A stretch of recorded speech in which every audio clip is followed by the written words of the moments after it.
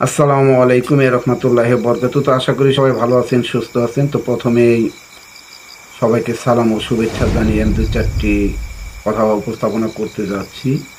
সেটা হলো একটি ভৌতিক গল্প, যদিও গল্প না, আমার জীবনে একটি ঘটে যাওয়া সত্য ঘটনা।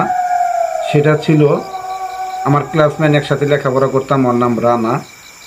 তো অনেক সময় যারা 2000 সালের জন্ম কিংবা তারা ওই সময় বুঝেন, তারা অবশ্যই জানেন, আগে নদী নালা খাল বিল, বিশেষ করে সেখানেই মা বোনেরা গাটলা বানায় সেখানে কাপড় চোপড় ধুইত, সাথে বাচ্চা কাচ্চা নিয়ে যেত, সবাই গোসল করতো।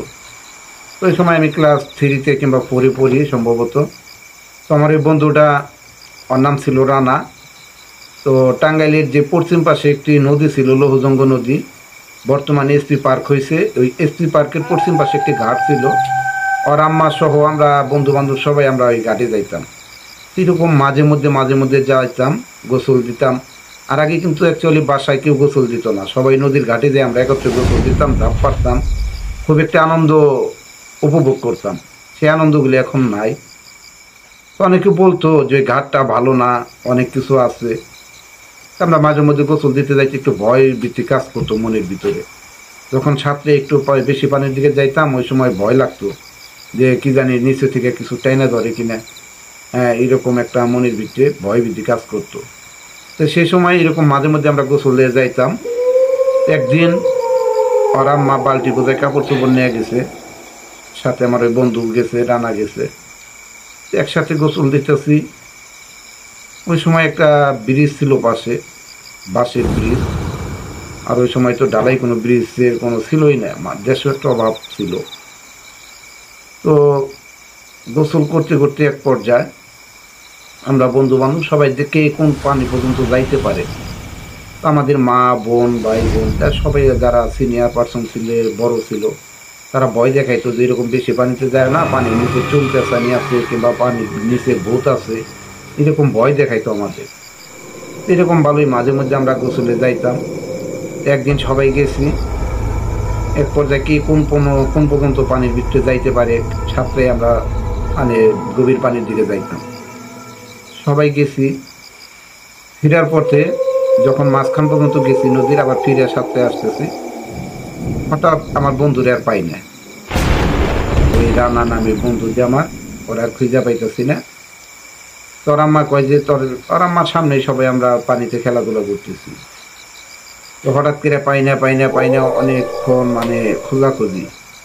তো কে যেন বলে যে দেখো বুড়ির মাথার চুল বাইসে উঠছে, পানির নিচে অনেক কিছু থাকে। তা আমরা যে যেটা বলতো ওইটার দিকে অনেক ভয় পাইতাম। এক পর্যায়ে এরকম আর খোঁজাখুঁজি করতে করতে অনেক যারা বড় লোক মানে আশেপাশে যারা সিনিয়র পার্সন ছিল, মুরব্বীরা ছিল, সবাই নাইমা বাস নিয়ে খুঁজতেছে। এইরকম করতে করতে হঠাৎ করে দেখি মানে ওর মৃতদেহটা বাইসা উঠছে পানি থেকে। বাইসা ওঠানোর পর সবাই ধৈর্য আরে উঠাইলো। ওঠানোর পরে উপরে দেখি যে নাক মুখ দিয়ে বালু জাম গিরা ফেলাইছে, এত পরিমাণ বালু। তো হয়তো পানির নিচে কিছু ছিল, আরে ঠাইসে ধরছিল, যাইতে ধরছিল। তো সেখানে অনেক মনের ভিতরে আমার চোখের সামনে আমার বন্ধুটা ইন্তেকাল করলো। সবাই বাসায় নিয়ে আসলো। আসার পরে আর কি এক পর্যায়ে তো ওই ঘাটে সবাই গোসল ধরে বাদ দিল যে আসলে ওই ঘাটটা ভালো না, যে ঘাটটা ছিল। এখন বর্তমান পুলিশ লাইনের ওইখানে এসপি পার্ক হয়েছে, এসপি পার্কের পাশে ছিল হারজা ঘাট। ওই হারজা ঘাটের থেকে পশ্চিম পাশে একটা ঘাট ছিল, ওইখানে আমরা আবাসিক এলাকার যারা ছিলাম আমরা এই গাও গোসল করতাম। সেইভাবে আমার বন্ধুটা ইন্তেকাল করছে। এটা বাস্তব চিত্র, বাস্তব একটি ঘটনা আপনাদের মাঝে তুলে ধরলাম। তো আশা করি সবাই ভালো লাগবে। আর এখন আসলে এরকম ঘাট নাই, এরকম পানি নাই, যাদের বাচ্চা কাচ্চা আছে খুব সাবধানে রাখবেন। বর্ষার সিজনেও অনেকেই আশেপাশে পানি আসলে পানিতে শখেরা, আর এখনকার ছেলেপেলেরা অতটা সাঁতরাইতে জানে না।